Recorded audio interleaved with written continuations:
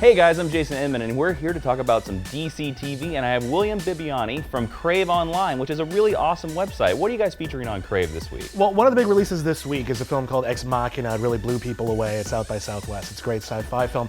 We have an extended podcast with director Alex Garland. A lot of people know him as the writer of 28 Days Later and Dread, and on that podcast he tells us about the sequels to Dread that might have been. That sounds awesome. It is awesome. You know what also sounds awesome? iZombie, and this week we have some Live and Let Clive, which is an amazing episode title name. It is. I feel like the pun works maybe a little bit better on paper because Yeah. I keep wanting to say Live and Let Clive. Live and Let Clive? Live and Let Clive. But whatever, it's such a good show. We're gonna get a glimpse into Clive Babineaux's life and past. Liv is gonna have some visions, and maybe we're gonna find out some things that he probably wouldn't have wanted us to find out about. And also this week, we're gonna see Worlds Collide. Oh. And Ravi and Major, they're gonna move in together. And having Ravi move in with Major really could present some really interesting dramatic conflicts. For Liv, Ravi knows everything about her, Major does not, and he wants to, and she's filled with, it feels like, shame over what's become of her, and she really wants to be with Major and she feels like she can't. So putting them together is gonna put her in a really interesting position dramatically, and it's gonna be very interesting to see how she plays it out. This has been an amazing year for DCTV. Arrow, we have Flash, and we have Gotham all returning next week. So I thought it'd be fun this week if we took some time to talk about our favorite episodes of DCTV this season. Gotham has had an interesting season so far. My favorite episode, though, is easily Red Hood. Red Hood is the episode that I feel works best on every single level. We have a nice little subplot of the Penguin learning sort of the ins and outs of the practicalities of being a crime lord. We have that great moment where Fish Mooney spoons out her own eyeball and steps on it. That's good television, no matter how you slice it. But the real centerpiece is this amazing subplot with the Red Hood gang.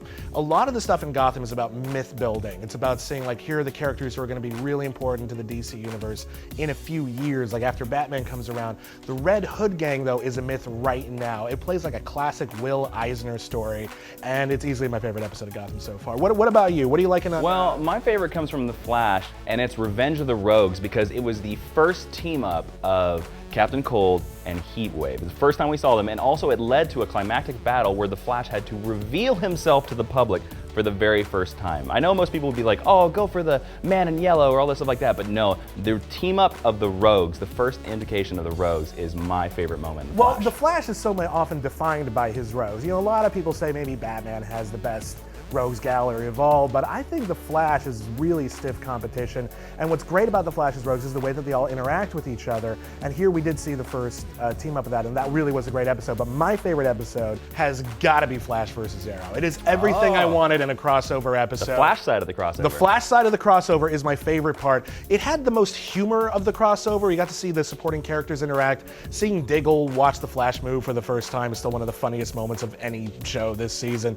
But what really made it work and what really made it sing was, when we think of action sequences of superheroes, we tend to think of big blockbuster movie stuff. Here on a TV scale, they managed to knock all of that away. I will take the Pepsi challenge with the Flash and Arrow fight and practically any other superhero fight I've ever seen. It is very clever, it is very well choreographed, it is very tense because Arrow is screwed, and by pure discipline and intelligence, he manages to hold his own with arguably one of the most powerful superheroes in the entire DC universe, and you buy it. And it's interesting that you picked the Flash side of the crossover, because my favorite Arrow episode is the Arrow side of that crossover, the Brave and the Bold, because I like the Flash dropping into Arrow's world a little bit more than Arrow going to the Flash's world. And I think it has Barry Allen's best moment, and that is where he speeds in eating Chinese food and doesn't care that his hood's down, and Lila's like, I don't know your secret identity, and he's just like, whatever, and he keeps on eating.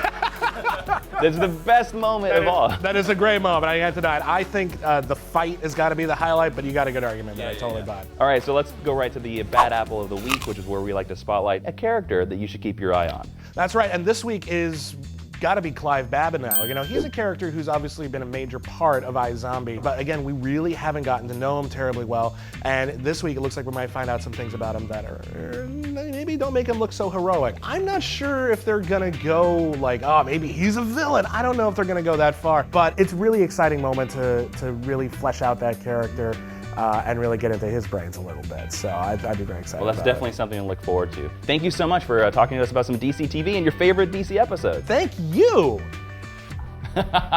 If you're looking for more Arrow action, be sure to pick up season 1 and 2 on Blu-ray and binge watch your entire weekend away. And remember, if you need more #DCTV secrets, be sure to check out DCComics.com.